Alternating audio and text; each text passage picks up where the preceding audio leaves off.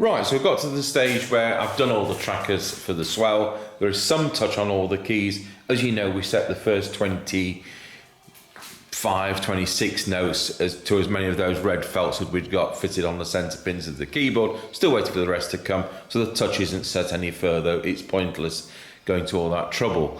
There's a key drop to middle F. I think the bushings come out of the rollerboard. One of the problems is you put the trackers in, the wires can poke out the bushings. I've even lost 2 new bushings, let alone some of the older ones. So you know, once it's in, everything will stay put. But just in assembly, you can clonk some bits out. So we've got another bushing to do. It doesn't have to be done today. It doesn't have to be done next week. What we're going to do now, in view of not having those red felts, is we're going to get on with the Great Soundboard. When the red felts arrive, we'll spend a couple of hours doing that and setting the touch on the Swell. And I might start looking into some of the tightness on some of the notes. Sometimes the wires are a little bit too tight through the bushings. It's just a matter of working them through. So as you saw on the last video, there's 1 or 2 notes sticking. I have addressed one of them. There's probably a couple left. Perhaps some springs will need strengthening. I don't know. We'll find out. But there's no grass growing around it. It doesn't matter. But we need to get on with the grate. And the other thing we're going to do, I'm just going to pop the final screws in the back of the Swell box. We'll get the organ moved up against the wall. But as a rider to that, I need to dig out the casework bottom to make sure that I'm not going to put that organ back to the wall, start fitting all the bits that go around, so I can't then move it, only to discover that the case won't go on because I've made an error. So we're going to dig a couple of... in fact, I think they're actually lying there in that corner. They are the 2 sides of the bottom of the casework. So you see the top of that. I've just moved there. Those 2 pieces there, which are about 15 inches wide, go around the 2 sides of the organ, and they tuck around the back. So I've got to just see how far they do tuck around the back.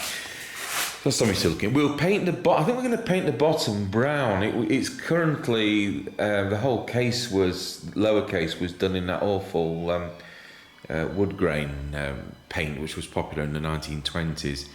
And then if you remember, the top section was white. Well, the whole organ's supposed to be olive green, greeny yellow. I don't know what it's going to look like, but that's the colour it was manufactured, and that's the colour it's going to be.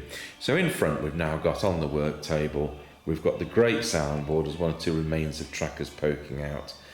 And something which, if I just lock this camera into position, that'll be clever because this tripod's rubbish.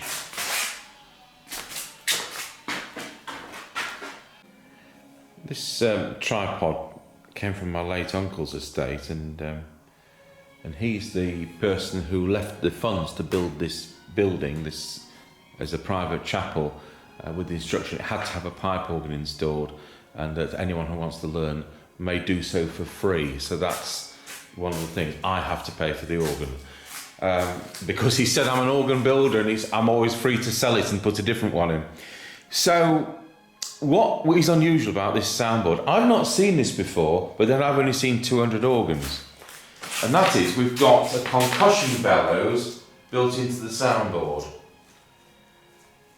Now, I'm not going to re-leather this, but I'm going to put some strips of leather because there is some wear on the sides. Now, if this organ was for a customer, we would give them the option to re-leather this concussion bellows. But as I say, there's nothing wrong with the gussets, and the only cracking I can see is actually where it goes onto the bottom of the soundboard. So I think we'll just go around with some strips of leather, and that should sort it for the next 25 years. But as I say, if it was a customer, they would be given the option. There's some damage there from us taking out. I think it's got clonked in transit. We've got the remains of some trackers here, which we'll remove and number, because they're actually still in one piece, surprise, surprise. There isn't as much rodent damage as on the other one. I'll just move the camera. It's one of the problems, especially living in the country, keeping mice out of any storage facility, whether it's brick or timber. I've made sure we've not had any doors open in here, but Mr. Chippy says he just hopes that no parts have come in with a mouse built into them. Like this, for example, you know, I could have brought this in yesterday, and what happens if there's a mouse inside which isn't now inside and it's in the building? You know, so we have to be aware of that. So the calico on the bottom, if you remember when we were doing the Swell one, it was all eaten away, and you can see right at the end there's two, and they are indeed eaten away. Those two at the end there. So potentially this has had rodent damage, but only on the bottom two notes.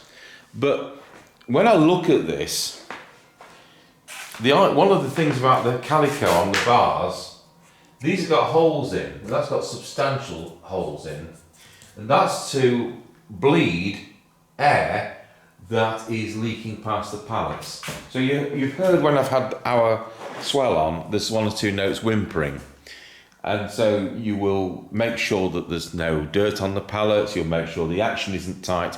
But if that still continues, there is a leak, and you can't be stripping it down and repalleting it again. It can happen that there's going to be the odd note, and that's where you'll put a bleed hole with a pointer into the calico neatly.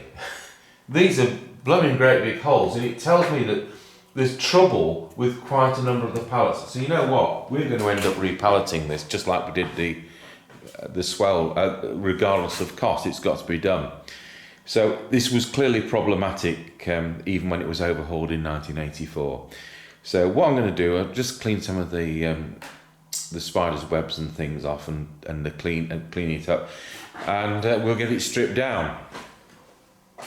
I'm not going to have to strip this off. I'll just recover the whole thing. I think maybe the best course of action. Depends what it is. What is it? Is it leather? Is it cardboard?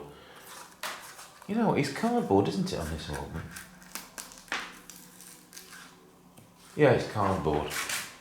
Anyway, calico is the correct thing. This is nailed on.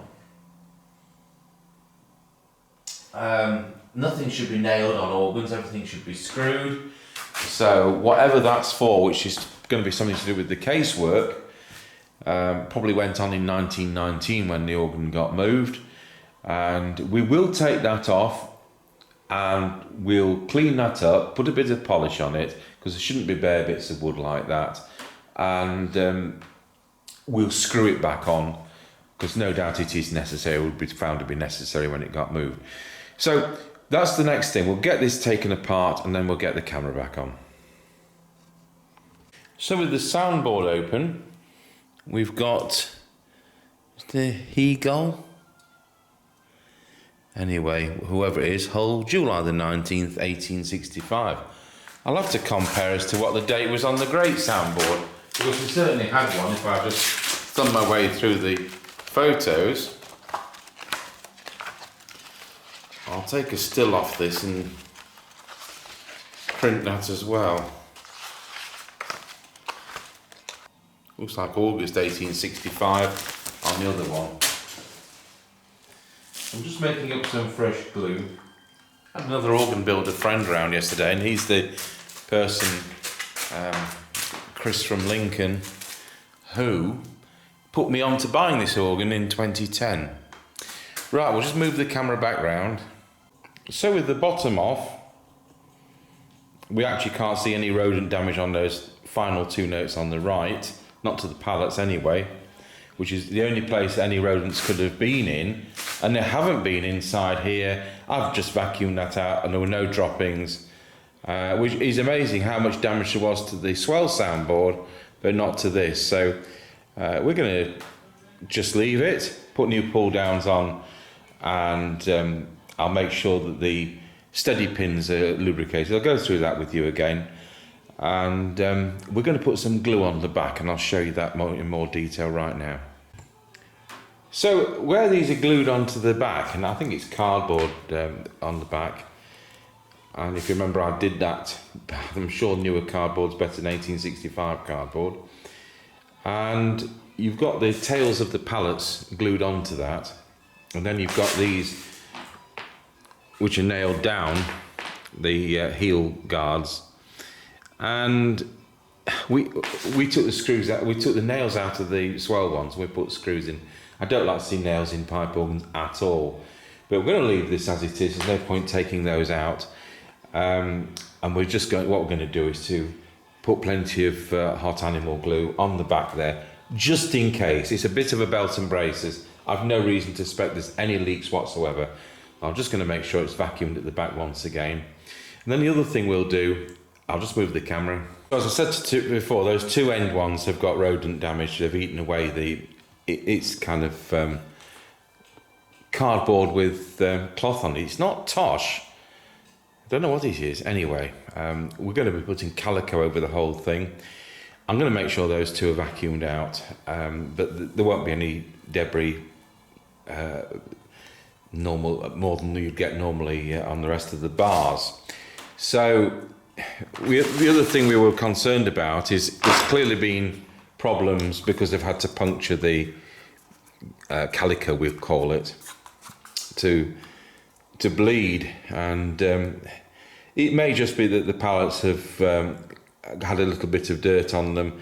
We're going to be cleaning those with the pallet brush, so I'm not going to be expecting it to be having to be re-punctured again when I've redone it.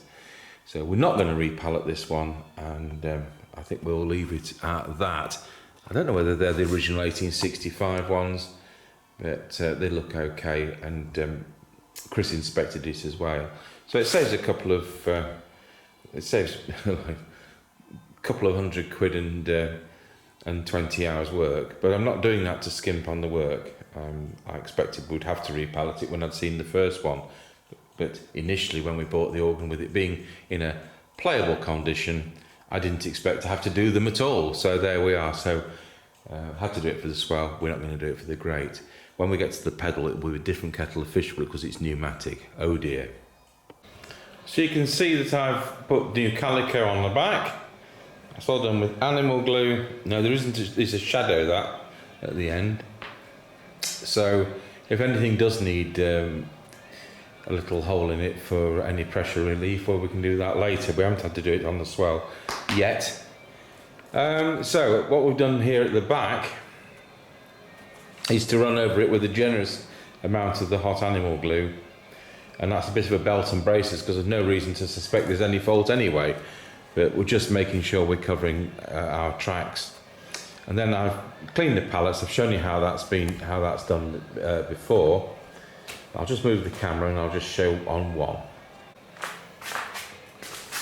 So we have a pallet brush, which is a stick with a piece of sandpaper on it, which is now a dirty piece of sandpaper, because obviously there's a lot of years of dirt on the pallets, but it's not that I'm cleaning off. I'm not so bothered about that. So the idea is that we have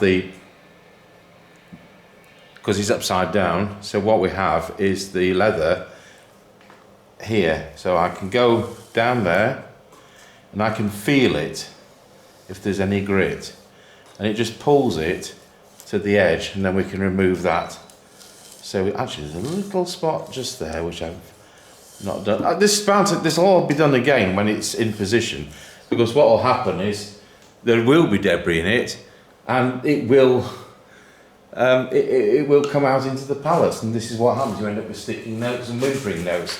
What I'm going to do now, in view of this being in storage and the age, etc., I'm actually going to tip it up onto its side. Now on my own it weighs 600 weight, so we'll give it a go.